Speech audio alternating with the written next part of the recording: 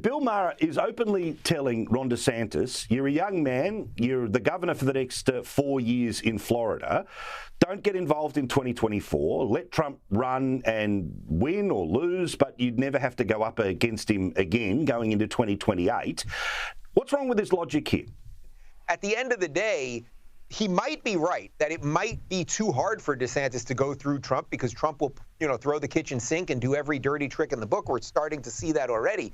However, I would only take advice from someone who actually believes in me. So unless Bill Maher wants to now finally come out and say, hey, I'll vote for DeSantis, and I really do think he's doing a great job in Florida and I have his best interest and the country's best interest in mind, then I don't think you can take advice from a guy who kind of just wants your party to lose, whether it's you, DeSantis, or Trump.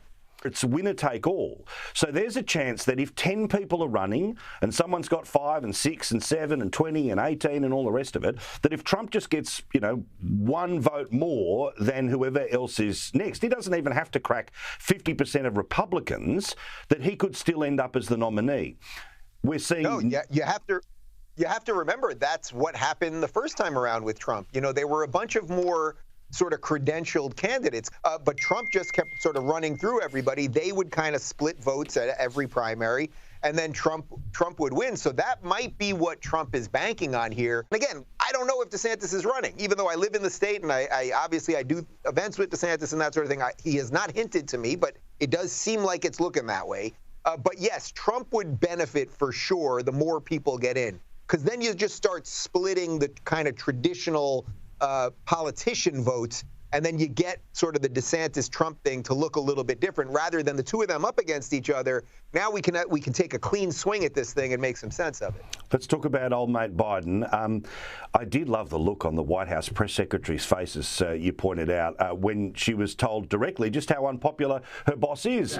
Majority of Democrats don't want the president to seek re-election. They're looking for a new generation, concerns about his age. Without getting into whether or not the president will announce, does the president believe that he has to address those concerns from his own constituents? So as you just laid out, I'm going to be very careful, covered by the Hatch Act. Don't want to get into the specifics of what 2024 is going to look like. But I thought that speech changed everything, Dave. I thought the State of the Union was the Great Reset. I would like to congratulate Joe Biden for that hour and a half when they drugged him properly, and he was able to do that. But the bar is so low with him that in essence is all he has to do. It doesn't matter what he said. Half the stuff he said was Trump retread America First stuff from a couple of years ago, and then the other half is kind of woke nonsense, and it doesn't really make any sort of cohesive sense. But the bar has been pushed to the point that if the man gets up there, if his eyeball doesn't explode and, his teeth don't fall out, then everyone's like, well, okay, we got through the day. So I was not very impressed, obviously. And if the best we can do is roll out an 81-year-old and, we're excited because he didn't pass out, well, all right. Also, let's talk here about the balloon. Can we both agree? The alien thing is rubbish, right? The alien thing is garbage. Why people are talking about it? Charlie Kirk said the weirdest thing the other day, that it was a false flag operation so everyone can go back down into lockdown. It's not aliens. Could this all just be a false flag operation to fake an alien invasion or fake a UFO hysteria crisis to try to justify more power lockdowns control? These are all rational questions. Listen, I watched War of the Worlds this past weekend with Tom Cruise. I've seen it a million times. And I think when the alien's going to come, it's going to be a little bit more like that. There's going to be big machines, mass death. There isn't going to be this slow motion, oh, here's a balloon first, we'll see you in a couple weeks kind of thing. That is not to defend the Chinese, who did at least send, well, we know for sure one was traversing all of the United States, and it sounds like there were a couple others, and now maybe some other UFOs, which doesn't mean alien craft. It just means unidentified flying object. But no, I don't think these are aliens. This Disney cartoon, and we talked about it last week, this super over-the-top, super woke, super carry-on thing. Oh, you understand love, don't you? No, I do not understand anything about white fragility. White fragility? What's that supposed to mean? You know what it means. You're doing it right now. Doing what? Being defensive about race. Robin DiAngelo wrote a whole book about it. But isn't it interesting, as you pointed out, When Disney had a Super Bowl ad, it was all old school Disney. It was all love and cuddles and princesses. There was nothing woke there. And they had a whole minute to celebrate 100 years of Disney.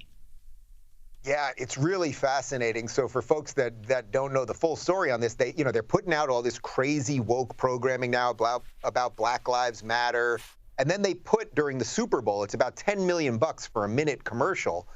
They decided to put, the 100 years of Disney of what they've been doing, and there's none of the woke stuff. It's all the stuff that we used to love, Mickey Mouse and Cinderella and Pinocchio and Peter Pan, et cetera, et cetera. There's none of that stuff, and that really shows you that actually the guy who we've mentioned a couple times here, Ron DeSantis, what he's done here in Florida by fighting Disney worked, because they are now trying to rebrand as old Disney. So clearly they are trying to disconnect the woke stuff that is now, people say Disney, you think about all the crazy woke stuff and the gender stuff.